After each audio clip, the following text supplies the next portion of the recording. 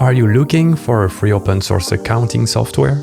Let's discover Akaunting, a free self-hosted online accounting platform for small businesses and freelancers. It includes the essential bookkeeping tools from invoicing to expense tracking, but also client portals, multi-currencies, and direct access to your accountant. While the core features are free, it comes with additional paid apps for more specific and advanced needs. To start using it, you can use their cloud version starting at $8 per month, or to get access to a free tier of one user and one company, you can self-deploy it by following their installation guide on their documentation page. Or you can use a platform like ours, Elestio, to deploy it seamlessly on your server or the cloud provider of your choice.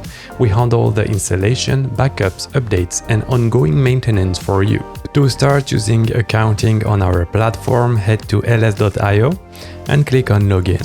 Deploy my first service, type Akaunting and select. You have the choice between different cloud providers, regions, and service plans based on your needs. Once you have made your choice, click on Next here on the right. On this last screen, you can adjust more advanced options, choose between different levels of support. The first one is included by default. And once you're all set, click on Create Service. Once the installation is finished, you will receive this email telling you that your instance is ready. Follow the click here to get the password link. You arrive on Elestio administration dashboard panel for your accounting instance. Copy the password it created automatically for you here and then follow the admin UI link. On the login screen, type your email and paste the password from your keyboard and then log in. Because this is the first time we open it, we need to set up a few things. First, we need to create our company. So it's asking me an API key. We can skip it for now, we'll do it later, but it's just to know your plan and for on-premise feature. Then you can set your tax number, your address, 42 Road Street. Let's choose any country, Ireland.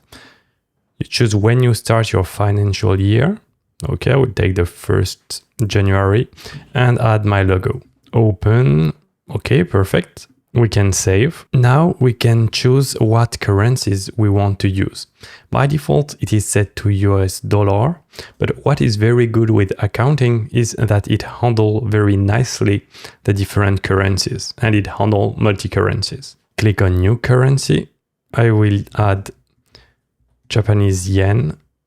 The code is Japanese yen here. Then I need to set the rate. So if we search what we have now, 1 USD is 144.80. Let's put it there and go to the next step. Now on the final screen, we have a list of recommended apps. We'll see them later.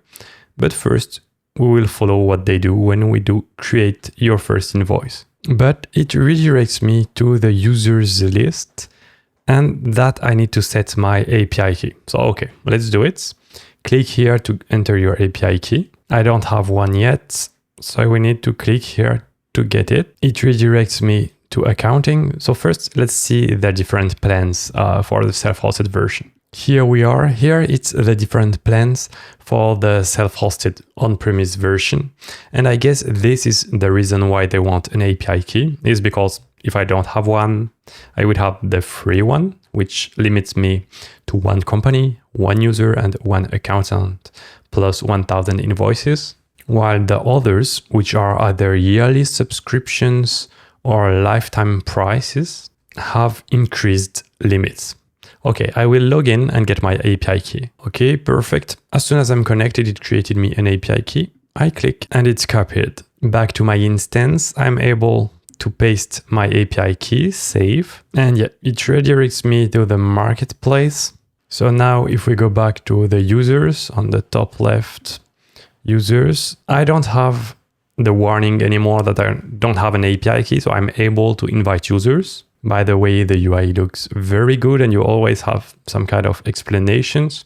And because I can only invite one user, which is me, and an accountant, I would need to choose the role to be accountant. If you purchase a license though, you can choose admin or manager. But that's not what we wanted initially. We wanted to discover the features and to create our first invoice. To do so, let's go to Sales and Invoices. From here, we have different options: New Invoice, Import, Do Estimates, which is usually where you start before creating the final invoice, Credit Notes, and Sale Orders. Let's directly create an invoice. Then you have the details from your company. So by default, it named it My Company. So I can edit here with the pen here, and it will change it globally. So it will stop calling it My Company. Let's switch to Elestio. Then you can set what we already set. So let's save it. You can name it Invoice, but it's not mandatory to change it. It also automatically chooses an invoice number. And then you need to attach it to a customer. So we did not have any yet. So we need to create a new customer. It won't make you leave this screen. Instead, you will have this nice model where you can type your customer information. John Doe at Hotmail, the currency, okay. We can add the address and some additional information. For the currency, to see how it works when we are not using the base currency, let's switch to Japanese yen and save. Now we can add items to the invoice. Again, because we didn't create any item before in the items section, we can say consulting hours, but it's not finding it. So we need to create a new item. So it will pre-fill the name, hours of development, then the quantity, let's say 16 hours at 100 or 1000 yen per hour, which is not a lot. But what it shows us here, if I scroll down, is automatically you have the total calculated in yen because it is the base currency for that customer. But then you can see the total and a currency conversion. So the total of 16,000 yen is $110. And everywhere in the app, you have this nice conversion, which means it's very useful if you have customers in multiple currencies. Of course, you can add more lines, add some tax, add extra notes, and in the advanced section, you can add some more things into the invoice. Some extra text in the footer, some attachments, choose the template of what it will look like. Let's choose modern and adjust the color. But the currently selected one is good for me. Let's save it. Then we have the verification screen. It's showing us it is a draft, so it's still editable when it will be created. If we want to send it automatically by email, or we can just say, okay, marked sent, we have done it manually. And you also have two options. Either you add the payment manually if it's already paid and if it was a bank transfer, but you can also accept payments online. Let's click on it. Unfortunately, it is a paid feature. So if you want to add any payment provider, it is from $4. Let's say we want Stripe, and you can see the pricing. So it's $4 per month if you choose the yearly subscription, or $6 per month, or if you take the lifetime, the price is quite high. So I won't do it and go back to my invoice. Instead, I will mark it as paid manually. I can either open it or here click on add payment. You can choose the date of the account. So the account I have is in dollars. So it would add it as a payment in dollars while we expect some yen. So instead, what we can do here is to go back to banking, open the accounts. By default, you have the cash account created. You can rename it, remove it, or you can create a new account in the currency you want, either a bank one or a credit card one. Let's say account Japanese yen. You can type a number. Very important, the currency you want to use. Let's say we already have 20,000 on the account, and no, not the default account. You can add extra info. Let's keep it and save. Perfect. go back to our sales invoices. Now, if we add the payment, it's trying to convert it again. Instead, let's switch to the Japanese yen. We have the right amount set. Let's say save. Now we don't have any more invoicing unpaid.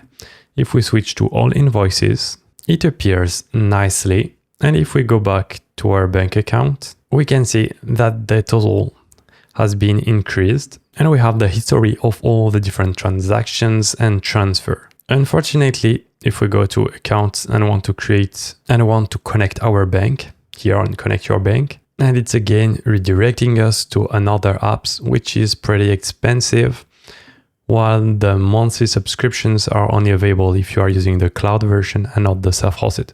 So if you want it, you would need to pay the lifetime subscription. Well, purchase, because if it's lifetime, it's not a subscription. All right, let's go to explore the other features. We have the dashboard, which gives you a proper overview of how your business is doing, what is receivable and payables, plus the cash flow based on the time. We don't have much data, but still it's looking pretty good. And we have access to multiple graph and chart to really get a clear overview of what is going on. On the top right, you can adjust the date and customize the dashboard as you wish. You can add a widget or create an entirely new dashboard based on what you prefer to see. Then items, it's what we have seen so far when we created the consulting hours. But if you create everything you need beforehand, then creating quotes and invoices is very simple. We have seen in sales that we can create invoices, customers, and estimates. You also have the opposite way if you do some purchase to track also your costs and not only your income. If we go to bills, you have the same screen with new bill, import bills, the receipts, the debit notes, and purchase orders. Then when you have done your accounting the proper way, you can go to reports. And from there, you have the choice between many different types of reports. The double entry, unfortunately, is also an additional purchase with an app. To discover all the different apps available, you can go to apps and find the additional things that you might need that are available on the apps market. You also have some that are free, not many, but it also shows you that it exists. And because it's based on open source, you could create your apps for your specific needs. As always, for features that I didn't present in this video that you could benefit from, I highly recommend you to check their documentation, have a look at what is possible, and get your questions answered before diving into the software. Thank you for watching. We hope you enjoyed discovering accounting with us. Please hit the like button to help our channel be more visible to other open source lovers. Don't forget to subscribe to not miss our next platform overviews. If you want to continue your open source journey, watch this video available here.